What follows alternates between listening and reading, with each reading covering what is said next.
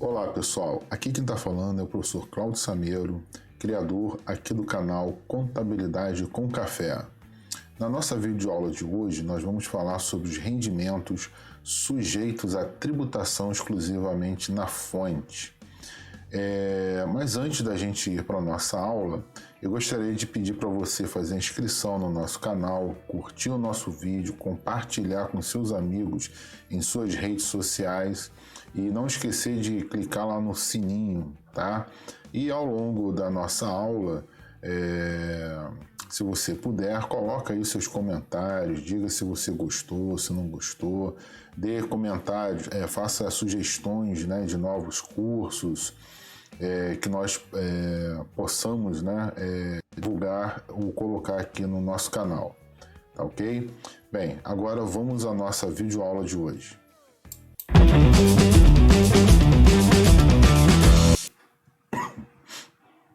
Bem, pessoal, aqui nós temos a nossa declaração de imposto de renda, né? Nós temos aqui um contribuinte fictício, né? O contribuinte chamado Aranto, né? Que já está previamente cadastrado, e nós fizemos isso nos vídeos anteriores, né? Dessa série do curso. Então vou abrir aqui, entrar na declaração do nosso contribuinte. Bem, acessamos aqui a declaração de imposto de renda fictício, né, desse contribuinte.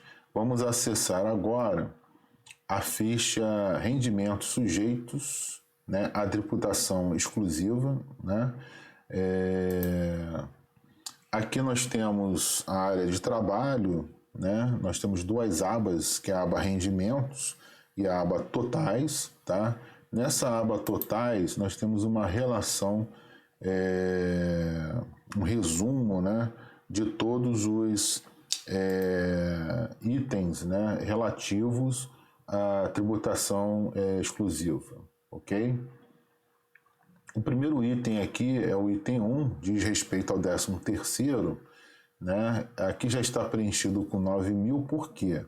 Porque na ficha de rendimentos recebidos, né, tributáveis, recebidos da pessoa jurídica, nós já havíamos feito um lançamento, né, nas aulas anteriores, relativo ao preenchimento do informe de rendimento, né, da fonte pagadora desse cliente. Então, como por exemplo aqui no item 1 que nós lançamos, nós fizemos aqui um lançamento, né, da renda dele, os 50.000, contribuição previdenciária oficial, 5.500, um imposto de retida de 400 e preenchemos também o 13º salário de 4.000 e o imposto de renda retido na fonte sobre esse 13º de R$600. Apesar desses R$4.000 de 13º não serem, né, rendimentos tributáveis recebidos de pessoa jurídica, mas a gente lança aqui para facilitar, né? Então o programa ele abre esses dois campos aqui para facilitar o preenchimento pelo contribuinte, porque esses lançamentos aqui de 13º imposto de renda retido na fonte sobre o 13º são transferidos, né, transportados para a nossa ficha de rendimentos sujeitos à tributação exclusiva, uma vez que a tributação sobre o 13º é exclusivamente na fonte, tá? Então, no caso aqui, 9.000 é a soma daqueles dois rendimentos de 13º daquelas duas fontes pagadoras, tá? Do nosso contribuinte. Temos também ainda aqui no item 2 o ganho, né, de capital da alienação de bens e direitos, caso sejam tributados, né? E aí sempre que o contribuinte ele fizer a venda, né, de um imóvel, ele precisa baixar o programa, né? Primeiramente precisa baixar o programa Ganho de Capital lá no site da Receita Federal. Após o instalar, né, esse programa, ele precisa preencher algumas fichas desse aplicativo E conforme ele vai preenchendo o aplicativo, né, as fichas desse aplicativo, e vai respondendo algumas perguntas, o programa ele vai calculando o ganho de capital e também o imposto de renda que vai incidir sobre esse ganho de capital. E ao final, o programa ele emite, né, um DARF que deverá ser pago no mês seguinte pelo contribuinte, referente ao imposto de renda sobre esse ganho de capital. Então, em havendo ganho de capital, e esse ganho de capital for tributado, né, naquele momento, esse ganho de capital ele deverá ser lançado nessa ficha. Caso o ganho de capital seja isento do imposto de renda, aí ele tem que ser preenchido, informado na ficha de rendimentos isentos, conforme nós falamos no vídeo anterior. Bem, no item 3, né, aparece aqui os ganhos de capital na alienação de bens, direitos e aplicações financeiras, né, adquiridos em moeda estrangeira. No 4, é relativo, né, à moeda estrangeira em espécie, ou seja, em dinheiro. E no 5, são os ganhos líquidos, né, e renda variável, né, bolsa de valores, mercadorias, de futuros, assemelhados e fundo de investimento imobiliário. Tá? No 6, rendimento de aplicações financeiras, como, por exemplo, aplicação em renda fixa, CDB. Né? O banco ele já faz a retenção na fonte, então a gente lança o rendimento, por exemplo, dessa aplicação aqui, ok? Esse rendimento da aplicação, geralmente, ele vem naquele informe de rendimentos bancários, né, que o banco ou a instituição financeira passa para o cliente. Então, antes de fazer o preenchimento da declaração, é importante que o contribuinte ele acesse o seu Internet Bank, né, e imprima, né, o seu informe de rendimento bancário, tá ok? No 7 temos rendimentos recebidos acumuladamente, né? Caso esse rendimento recebido acumuladamente seja preenchido, né, lá na ficha de RRA, que a gente vai falar nas próximas aulas, seja optado pela tributação exclusiva na fonte, então esse rendimento ele vai vir automaticamente para cá. 13º salário recebido pelos dependentes, e rendimentos recebidos acumuladamente pelos dependentes também, é a mesma situação anterior. Né? O 10 são os juros sobre capital próprio, então se o cliente, o contribuinte, né, faz aplicações financeiras em bolsa de valores, né, compra ações de empresas, né, anualmente vai receber os dividendos, que são isentos e são lançados na ficha de rendimentos isentos e não tributáveis. Mas também recebe, né, muitas das vezes, os juros sobre capital próprio, tá? Que é mais ou menos semelhante, vamos dizer assim, aos dividendos, né? São recebidos também pelos acionistas. Então, nesse caso, esse juros sobre capital próprio também vai entrar nessa ficha de rendimentos sujeitos à tributação exclusiva, ok? E, por último, aqui nós temos 11, né, a participação nos lucros ou resultados, tá? E o 12 são outros. Então, caso haja, né, situações que não estão elencadas nos itens anteriores, então o contribuinte ele vai lançar em outros, tá? Mas esse quadro aqui, como eu falei, ele é apenas um quadro resumo, né? Porque os lançamentos nós vamos fazer na aba de rendimentos, tá? E aí o que a gente vai fazer? Nós vamos acessar aí, aqui no finalzinho embaixo, né, o botão novo, a gente vai clicar em novo. Depois vai aparecer aqui para a gente selecionar a opção, né? Então nesse caso tem a opção 6, 10, 11 e 12 que são outros. As outras opções que nós falamos anteriormente, elas já são meio que automáticas, né? Quando a gente faz o lançamento em alguma outra ficha da declaração, essas informações já são transportadas automaticamente para esse resumo.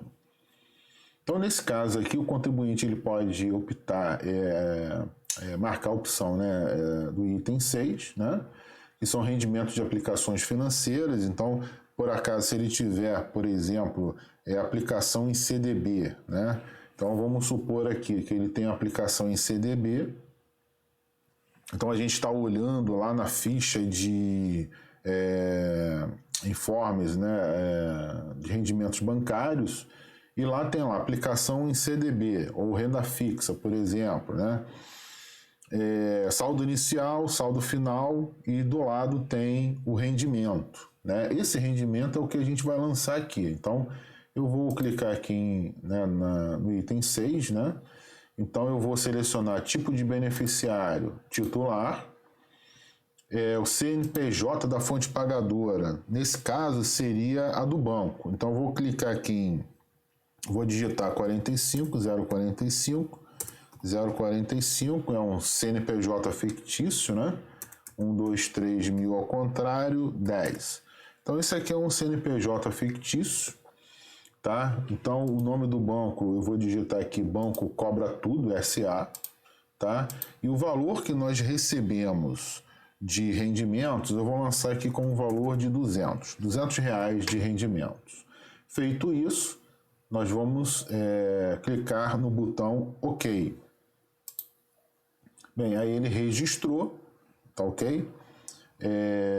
Esse lançamento. Agora, sendo necessário, você selecionaria novamente o botão novo, escolheria aqui a melhor opção, se fosse, por exemplo, juros sobre capital próprio, né? Participação nos lucros ou resultados, ou então em outros, tá ok? Aí, nesse caso, você faria o mesmo procedimento.